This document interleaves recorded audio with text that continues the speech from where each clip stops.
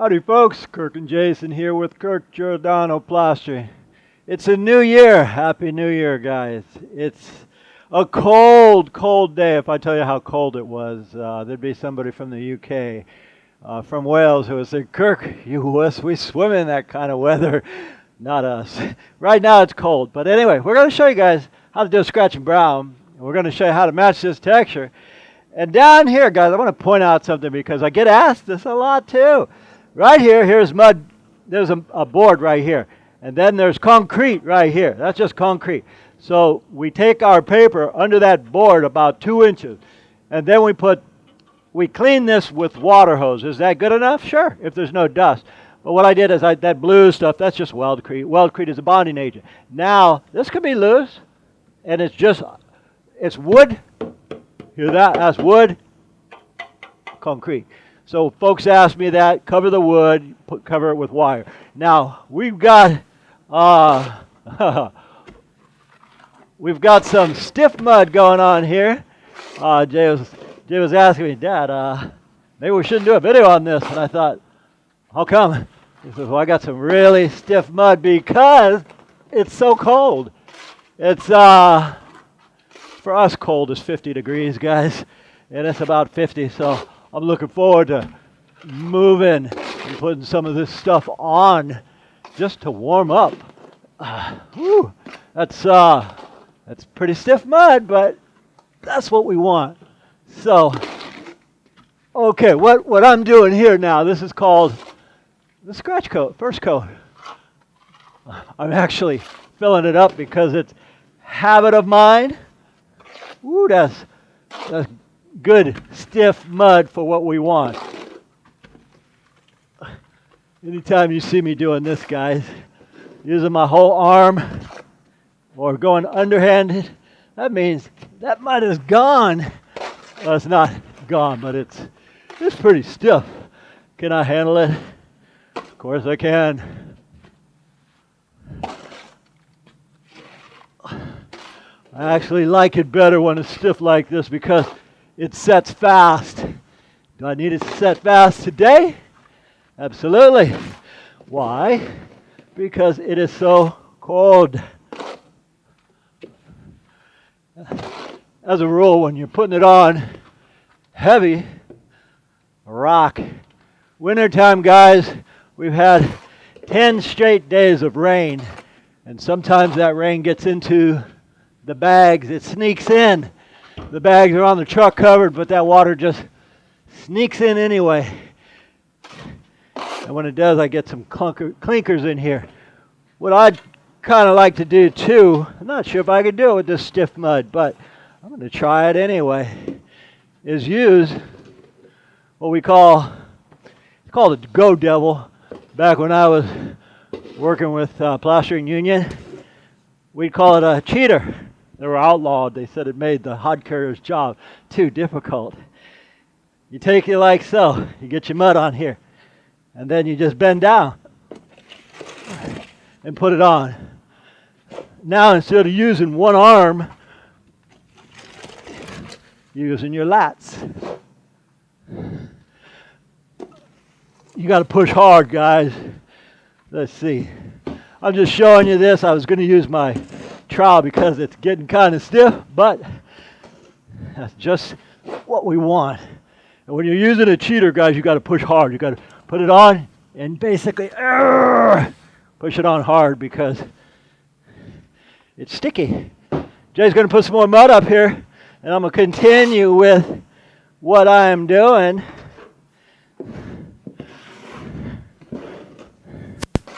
That's why we got paper on this board too, guys, because the mud is stiff. And what we don't want is the board to suck all the moisture right out of it. Too late.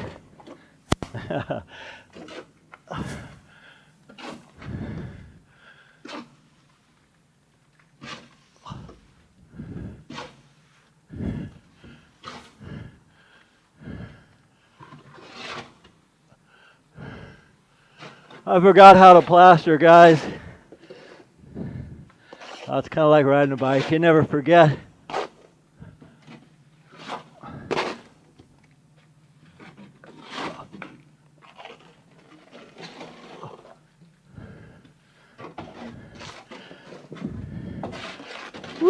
mud is perfect.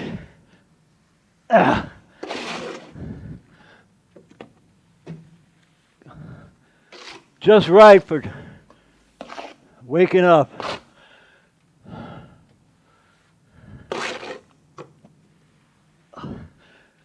Now I'm warmed up. You can have that 50-degree weather stuff, guys.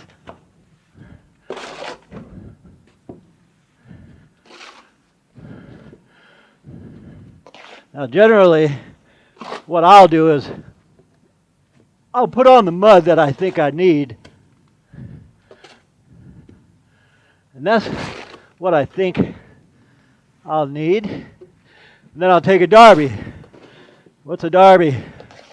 That's a two-handled piece of magnesium. It looks like a 2x4 in order to rod it. And rodding it just means making it true and plumb in all directions. Although, is this true and plumb in all directions? Not quite.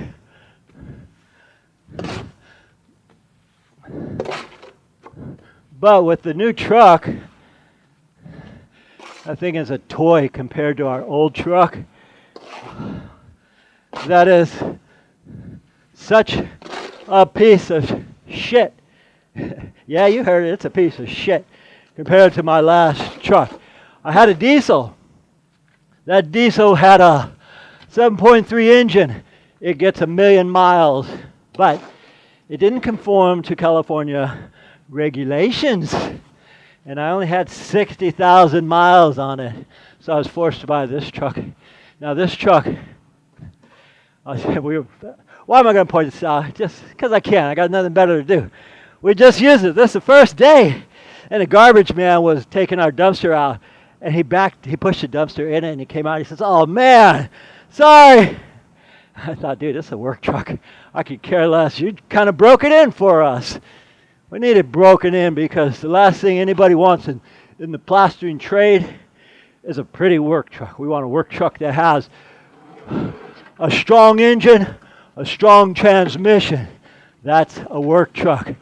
If it looks too pretty, that means we're going to be working our butts off trying not to get it dirty. And my last truck, I had 60,000. This one right here, I bought it, 70,000.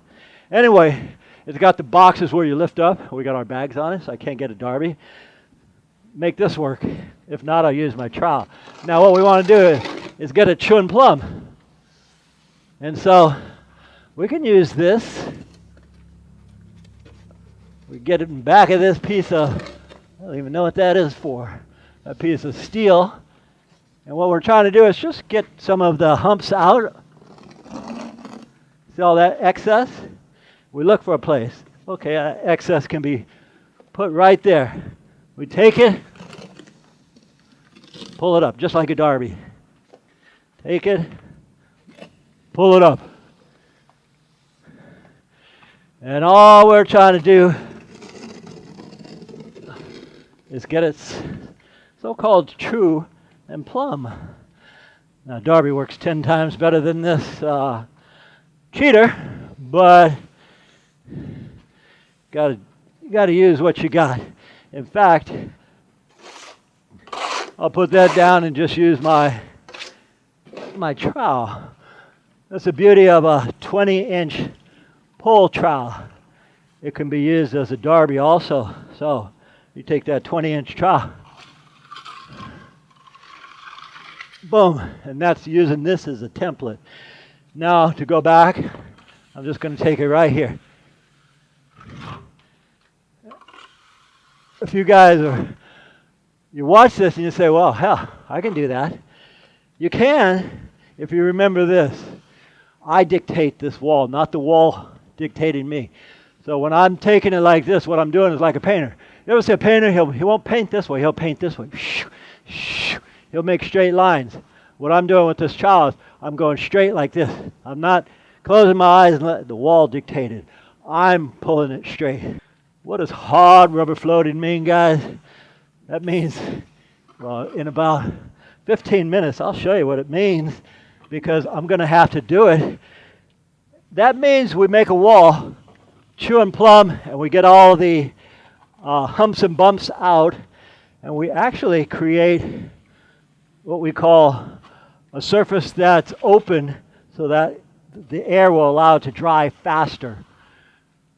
The derbies I have are serrated, and that just means if they're not serrated, I'll seal it. Like right now, I'm kind of sealing it. This is not getting much air in it because I'm steel troweling it. But does this need to be pretty? No, not really, because I'm going to hard rubber float it. Now I look at it and I think, you know what, that's straight enough right there. But the top, I can see the top is a little bit hollow. And so what I want to do is put a little tiny bit more on that top. And again, you wet your hawk and trowel. And this is some stiff mud, guys. That's there's a lot of accelerator in here. Why? Because it's so cold. Jay put all this accelerator in here because we wanted it to stiffen in 5 minutes. We did think, well, we have time to apply it. And because this is not my first rodeo, I thought, heck yeah, I could apply it in 5 minutes or 10. So I'll put one more little piece, and what we're going to do is have a sandwich. Woo, that's stiff. That's accelerators, guys. Luminite. Luminite is what you put into Portland cement or concrete. And that doesn't compromise the strength. It just sets it quick. You figure $80 a bag for Luminite. You homeowners won't need it. Go and get yourself some rapid set from Home Depot or from Lowe's, and it's got accelerator in it. We use Luminite because we do this all the time. Anyway, so this is all this got to do is set for about, I'd say 10 minutes. 10 minutes, guys. And we'll show you how we float it. All right, guys. How many of you woke up this morning and the first day you go back to work and are so beat up because you haven't worked in 2 weeks? You look like you're half dead.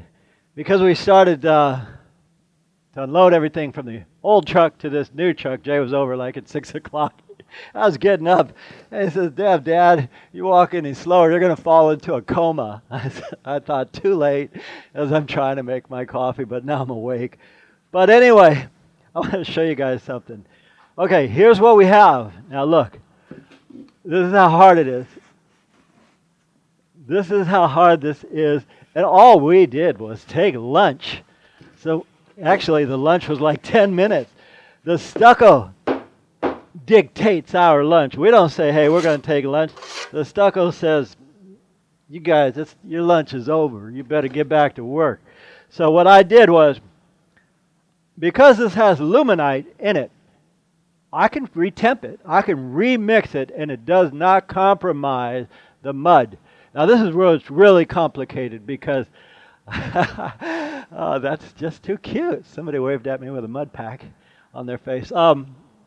Come on now, losing my train of thought. Okay, I got a phone call, and I was checking like 6:30 this morning, and the guy was saying, "Look, Kirk, can I one coat and paint the same day?" And I said, "Only one material you can do that with, and that's a rapid set stucco."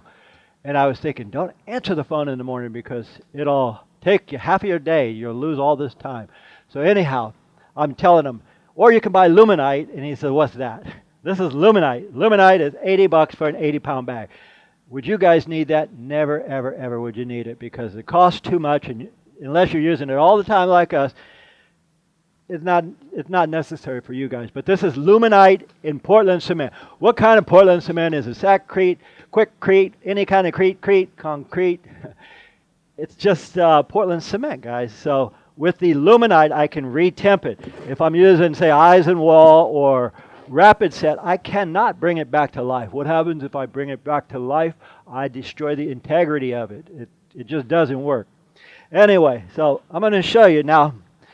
I just brought this back to life, and now I'm going to texture with it. Okay. Let's smear it around, make it groovy. Now look at this, guys. You see this heaviness? See this, how heavy this is? How is that done? That is done with a scratch and brown. This is a brown. And how is this wall? Let me point this out since okay. How hard do you guys think that wall is? Okay, you think it's like that? That wall is soft still. Kirk's the best.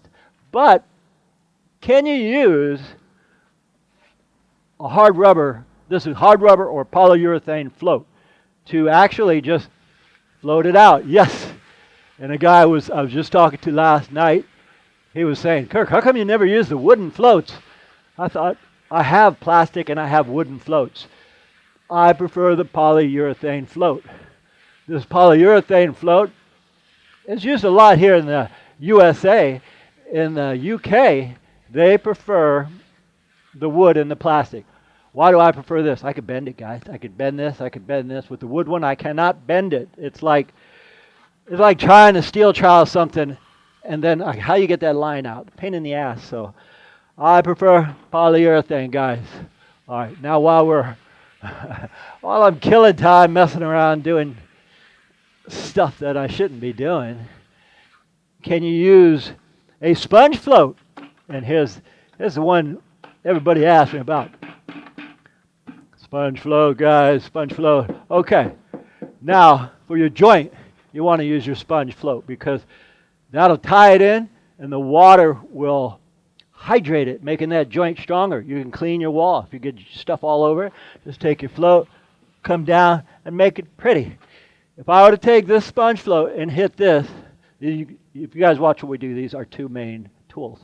Okay, I'll take a sponge float and I go in circles. What's that do? That brings the aggregate out. See that sand? I don't want all that sand out, although they have a lot here. But I could see that they had they started off with a solid surface. So I'm going to make this solid again. And should you play with the walls, guys? Not if you're using your conventional same-day material. If you're putting aluminite in it, that gives you the luxury of doing whatever you want. Long, complicated, boring story, so I won't go there.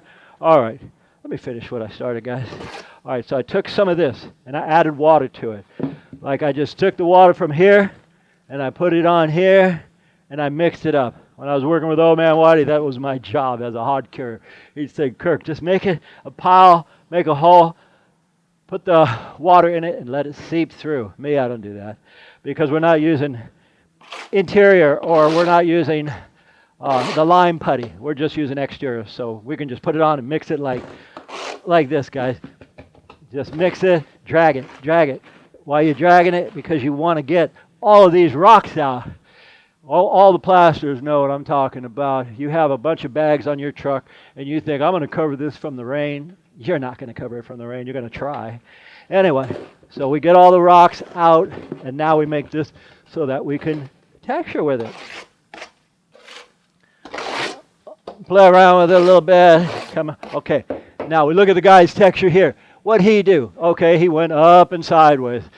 Too easy, my friends. So all I want is a texture mud here to here. I don't want the mud way to here, otherwise it falls off. So I'm going to put a little bit on it and just barely scrape it. It skips itself. You see how it skips itself? All I'm doing, guys, is I'm letting the wall pull it off. You might say, wow, how's he doing that magic? I'm not doing anything, guys. The wall is pulling off the texture. So there's no magic to it. You just put it on the wall and go in a straight line. Don't go different direction. Go in a straight line, tops, pull down, tops, pull down, pull down, pull down. And if you get a tight spot like in here, put it on just the edge. Put it on the toe and get it in there. That's just the toe. Now, does that match? No. Are they going to have to accept it? Yeah. I'm kidding. after we get what we want on there, then we're going to knock it down. And guys, there's so many, that looks like Taco Bell right there, but we're not doing a Taco Bell finish. Now what I'm going to do is I'm going to hit this with Wawa, hit it with a little bit of water. And yeah, I'm talking fast because I know I shouldn't be rambling when I'm dealing with hot mud. Okay, now we're going to take this trowel. I'm going to knock this down to match this right here. Doesn't matter which way you go. Not really. You can go straight up and down. You can go sideways. You just take it and flatten it out a little bit, guys. What happens if you flatten it too much? Well, then it ain't going to match. What happens if you flatten it not enough? Well, it ain't going to match. I mean, I have this right in front of me. I can see exactly what I'm matching. Right here, I knocked it down a little too much. That's okay. If I knock it down a little too much, I'll just put a little bit more on it and bring it back to life, because that was too much. Okay, now that I could allow this to set 10 minutes, or I could hit it right now because we're on video. I'm going to hit it right now. But this time, I'm going to hit it very, very light, real light, because I don't want to knock all of the texture off. Oh, that's it. Just very, very light. I mean, I'm barely holding this, guys. Barely holding it. This is what we call a Spanish lace or a skip trowel finish. A float finish is the easiest ones in the world to do, and ones that you create out of your second coat. Anyway, guys, I'm going to mix up some more of this, which is going to take me about 10 minutes to mix, and I'm going to finish doing this. Anyway, we want to wish you all a happy New Year, 2022 already. We thank you guys for watching, and as usual, for Jason and myself, we'll see you guys on the next one. All right, folks, as always, thank you for watching another Giordano Stucco video. If you like what we do, please like and subscribe so we can keep making them. And as always, we'll see you on the next one.